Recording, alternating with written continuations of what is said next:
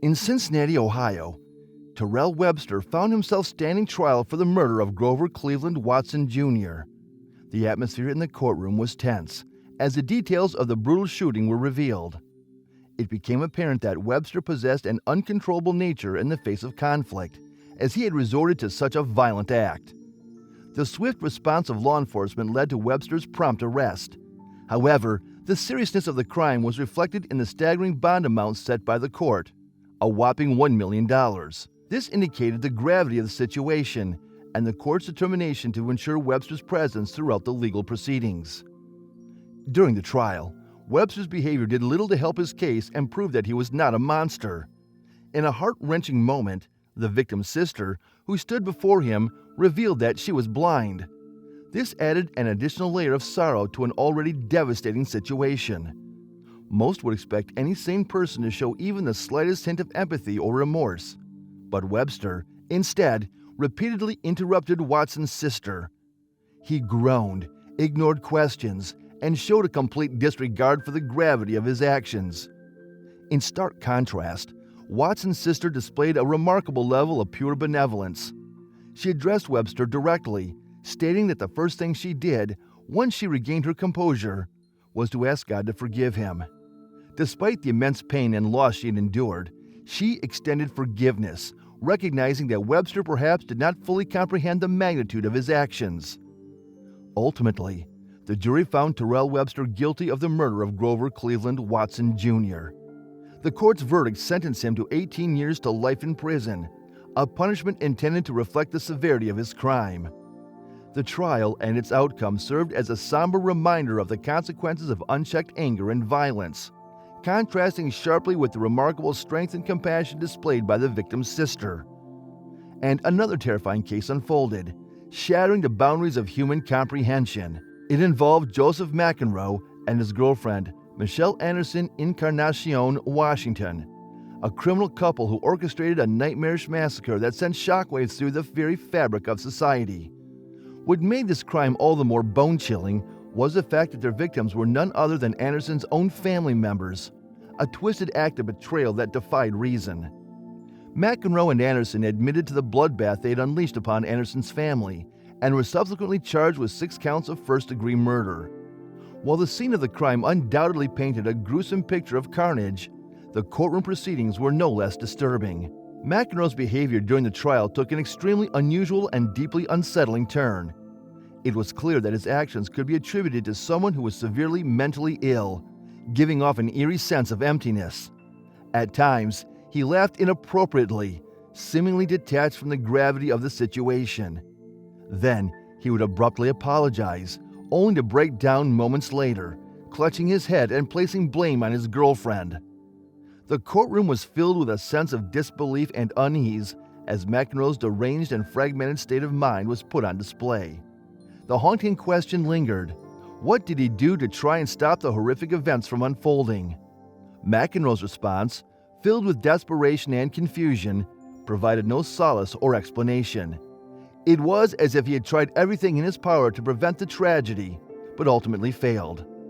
Despite the depths of their love, it was inconceivable that Anderson's influence alone could drive McEnroe to commit such unspeakable acts, especially ones that involved the murder of innocent children.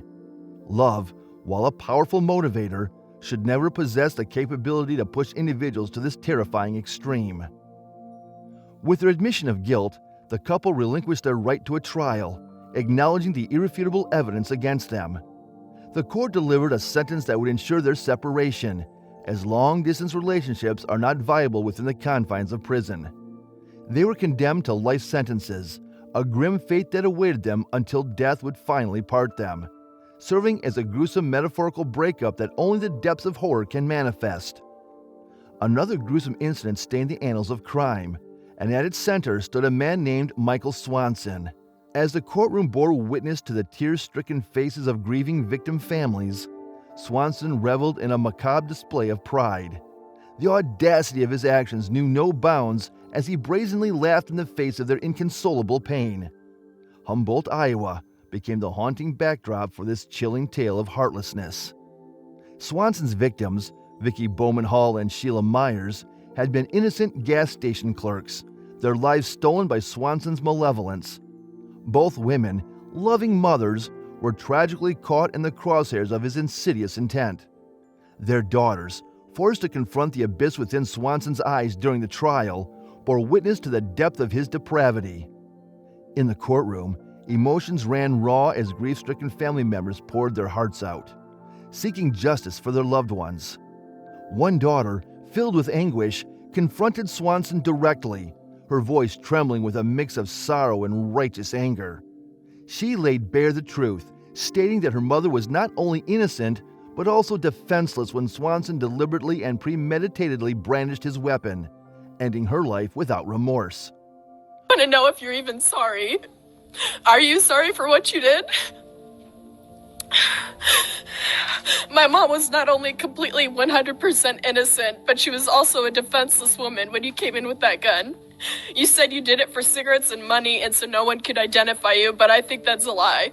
You did it, as you later said on, that it was so you could feel powerful. How could killing a defenseless woman in an outright execution be powerful or fair? My mom did nothing to you. But remorse was a foreign concept to Swanson, a void that echoed through the courtroom. Unwavering, he sat in silence, exhibiting no trace of regret or empathy. The tears streaming down the faces of Maya's daughters served only as fuel for his perverse amusement. A chilling moment froze the air when laughter escaped Swanson's lips, a soulless sound that reverberated in stark contrast to the grief that enveloped those around him. It was as if he reveled in the power his actions held over their shattered lives, confirming suspicions that he was either a monster in human form or a disturbed soul incapable of comprehending the gravity of his atrocities. The truth, however, would soon be meted out. Swanson's reckoning arrived in the form of 2 life sentences, a fitting punishment for his guilt. The court deemed that there was no place for him in a society governed by law and order. He would languish within the confines of prison for the remainder of his days, an eternity of incarceration, the only alternative befitting a man devoid of humanity.